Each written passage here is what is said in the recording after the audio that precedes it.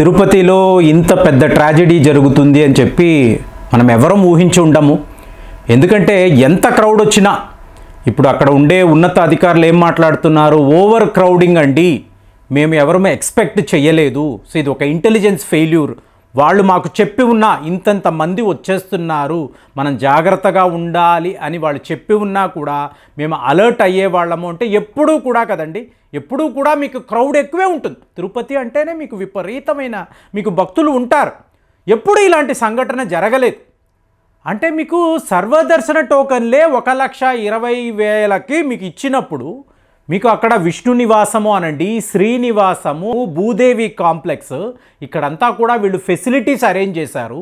ప్రతి ఒక్క కౌంటర్ దగ్గర 94 కౌంటర్లు. సో ఇక్కడ పోలీసులను కూడా వీళ్ళు కరెక్ట్గానే డిప్లాయ్ చేశారు. అంటే మీకు టీటీడీ వైపు నుంచి చూశారనుకోండి, వాళ్ళు ఏం చెయ్యాలో అంటే ఇది రెగ్యులర్గా జరుగుతున్న వ్యవహారమే కదా.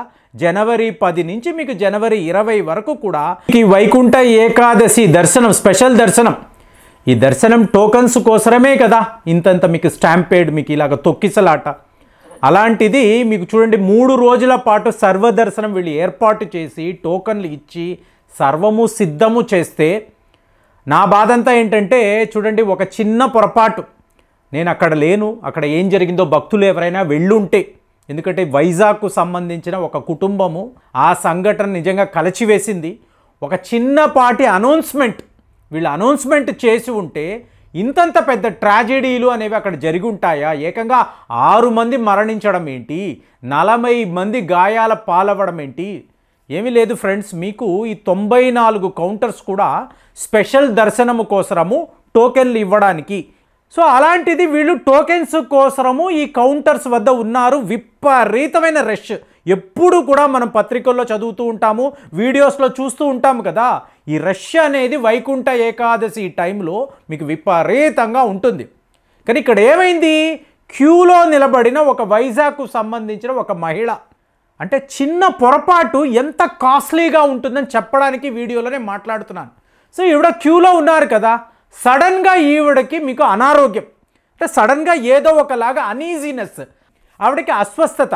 సో దాంతో ఈవిడ ఏంటంటే అక్కడ ఉండే పోలీసులు అధికారులకు చెప్పారు, నాకు బాలేదండి, సో నేను బయటికి వచ్చేస్తాను, క్యూ నుంచి బయటికి వస్తాను అని ఈవిడ చెప్పారు. వీళ్ళు కూడా కంగారుగా ఇక్కడే చెప్తున్నానండి, ఒక చిన్నపాటి అనౌన్స్మెంట్, ఇక్కడ పలానా మహిళ ఈవిడకి అనారోగ్యము చేసింది, మేము బయటికి తీసుకురాబోతున్నాము, ఈ గేటును ఓపెన్ చేయబోతున్నాము, దయచేసి ఈవిడ బయటికి వచ్చిన తరువాత ఎవరు కూడా అక్కడికి రాకండి, ఆ గేటు వద్దకి రాకండి అని చెప్పి ఉంటే మీకు ఇంత పెద్ద ట్రాజెడీ జరిగి ఉంటుందా?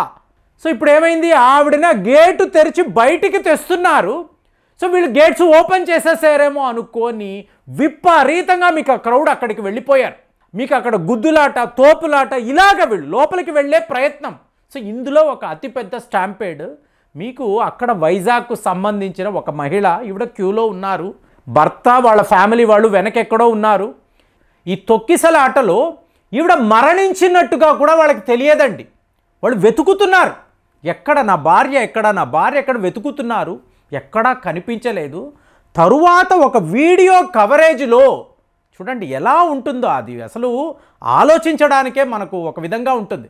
భార్య అక్కడ తొక్కిసలాటలో ఆవిడ మరణించింది, వీళ్ళ ఎవరికీ తెలియదు, వెతుకుతున్నారు, వీడియోలో కనిపిస్తుంది ఇలా ఒక మహిళ మరణించారు అని అన్నప్పుడు దర్శనము, దైవ దర్శనము కోసం వెళితే, స్పెషల్ టోకెన్ కోసం క్యూలో నిలబడితే ఇంత ఒక పెద్ద ట్రాజెడీయా? చూడండి, మనకు సంక్రాంతి పండుగ, సో అందరూ ఆనందంగా ఉండాల్సిన ఈ క్షణాల్లో, ఈ దినాల్లో ఇంత పెద్ద ట్రాజెడీ.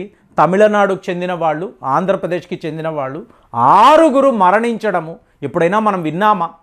మనం అక్కడ పెద్ద వర్షాలు, వరదలు, సో ఇలాంటి సిట్యువేషన్లో తిరుపతిలో ఇలాంటి సంఘటనలు జరిగేంటే వింటాం, కానీ తొక్కిసలాటలో ఇంతమంది మరణించడము, 40 మంది ఏకంగా ఇవాళ వాళ్ళు అక్కడ. సో తిరుపతికి సంబంధించిన గవర్నమెంట్ జనరల్ హాస్పిటల్, సో అక్కడ అడ్మిట్ చేశారు, వీళ్ళు చికిత్స పొందుతున్నారు. మీకు ఆ డిస్ట్రిక్ట్ కలెక్టర్ మీకు వెంకటేశ్వర్ గారు చెప్తున్నారు, ఎప్పుడులాగే మేము పర్ఫెక్ట్గా పోలీసుని డిప్లాయ్ చేసామండి, మేము టాయిలెట్స్ నుంచి ప్రతి ఒక్క విషయంలో కూడా జాగ్రత్త తీసుకున్నాము. ఎందుకంటే మీకు విష్ణు నివాసము దగ్గరికి వెళ్ళడము, అక్కడ నుంచి లోపలికి వెళుతున్నప్పుడు మీకు అక్కడ ఉండే క్రౌడ్ ఏంటి అంటే స్పెషల్ దర్శనం కదండి, ప్రతి వాళ్ళు కూడా మీకు అక్కడికి వెళ్ళాలనుకుంటారు. మీకు వైకుంఠ ఏకాదశి, సో అలాగ వీళ్ళు వెళ్ళాలని ప్రతి వాళ్ళు కోరుకుంటారు కదా. మరి ఈ టైంలో ఇంత పెద్ద ఒక సంఘటన జరగడము మీకు ఇవాళ మీకు ఇన్వెస్టిగేషన్ చేయండి, మీకు పోలీసులను మీరు అడగండి, ఇంటెలిజెన్స్ వాళ్ళని పిలిచి ఇలా జరిగింది, ఓవర్ క్రౌడ్ కదా, మేము ఎక్స్పెక్ట్ చేయలేదు కదా అంటే ప్రతి సంవత్సరం జరుగుతుంది కదా. కానీ ఇక్కడ ఏమైంది, ఒక పొరపాటు, ఆ గేటు ఓపెన్ చెయ్యడము అనేదే అక్కడ ఉండే సిబ్బంది చేసిన అతిపెద్ద పొరపాటు. మీకు బయట ఉండే భక్తులకి చెప్పాలి కదా, ప్రతి వాళ్ళు కూడా మీకు ఆ టోకెన్ కావాలి, స్పెషల్ దర్శనము కావాలి, ఇది కదా కోరుకుంటారు. కోరుకుంటున్నప్పుడు ఖచ్చితంగా గేటు ఓపెన్ అయ్యింది అంటే అందరూ పరిగెడతారు. మీకు ఆ పరిగెట్టేటప్పటికి వాళ్ళు ఏంటి ఎలాగా ఏమీ ఆలోచించారు. సో అందులో ఈ మహిళలు చిక్కుకుపోవడము, ఆ వైజాగ్ కుటుంబము ఆ చదువుతూ ఉంటే, ఆ స్టోరీ చూస్తూ ఉంటే ఇంత పెద్ద ఒక తప్పు ఎలా చేయగలిగారు.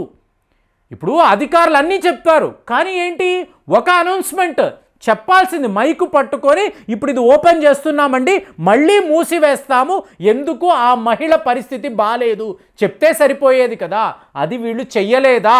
చాలామంది మిత్రులు ఇప్పుడు చెప్పొచ్చు, లేదండి అనౌన్స్ చేశారు, అంతంత క్రౌడ్ ఉన్నప్పుడు ఎవరికి వినిపించలేదని.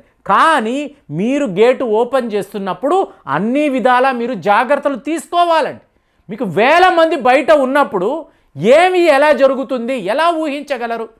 సో ఇప్పుడు మీకు అమాయకంగా భక్తులు అసలు దైవ దర్శనం కోసం వచ్చిన వాళ్ళు ఇలా మరణించడము అనేది ఎలా చూసుకున్నా కూడా మనమైతే జీర్ణించుకోలేకపోతున్నాము. ఇంత పెద్ద ట్రాజెడీ అక్కడ జరగడము, తరువాత మీరు ఎన్నో మెజర్స్ తీసుకుంటారండి, ఎన్నో రకాలుగా మీరు ఇక మీద ఇలా జరగకూడదు, పోలీసులు బందోబస్తు ఇలా ఉండాలి, వాళ్ళు ఇలా గస్తీ కాయాలి అన్నీ చెప్తారు. కానీ పోయిన ప్రాణాలు తిరిగి వస్తాయా. సో ఆ భర్త హాస్పిటల్ ముందు నిలబడి అలా ఏడుస్తూ మాట్లాడితే నిజంగా ఎవరికైనా కూడా మనసు కలిచివేస్తుంది. మరి తిరుపతిలో ఇలా జరగడం ఏకంగా మోదీ గారు, జయశంకర్ గారు, అమిత్ షా వీళ్ళందరూ కూడా ఇమీడియట్గా మెసేజ్లు పెట్టడము, అసలు ఇది ఎంత పెద్ద విషయం అనేది ఇవాళ ప్రపంచానికి తెలుస్తుంది. సో నా వరకు ఈ వీడియో చేసే ఉద్దేశం, మీరు ఈ వార్తలు వినే ఉంటారు, కానీ నేను అనుకోవడం మాత్రము ఒక చిన్నపాటి అనౌన్స్మెంట్, ఆ గేటు వద్ద పోలీసులు హై అలర్ట్లో ఉండుంటే ఖచ్చితంగా ఇలాంటి ఒక ట్రాజెడీ అక్కడ జరిగి ఉండేది కాదు. కానీ వాళ్ళ జరిగింది. 40 మందికి పైగా గాయాల పాలయ్యారు, వాళ్ళ హాస్పిటల్లో ఉన్నారు, 6 మంది మరణించారు. అంటే ఆ కుటుంబాలను ఎవరు ఓదారుస్తారు? ఓదార్చినా కూడా పోయిన వాళ్ళు తిరిగి రారు కదా.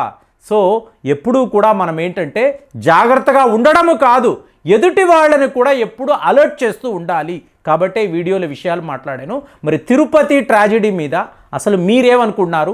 మీ ఒపీనియన్ ఏంటి? ఎక్కడ మీకు మేజర్ తప్పులు జరిగాయని మీరు అభిప్రాయపడుతున్నారో ఒక్కసారి కామెంట్స్లో తెలియజేయండి. మళ్ళీ వచ్చే వీడియోలో కలుద్దాం. జై హింద్.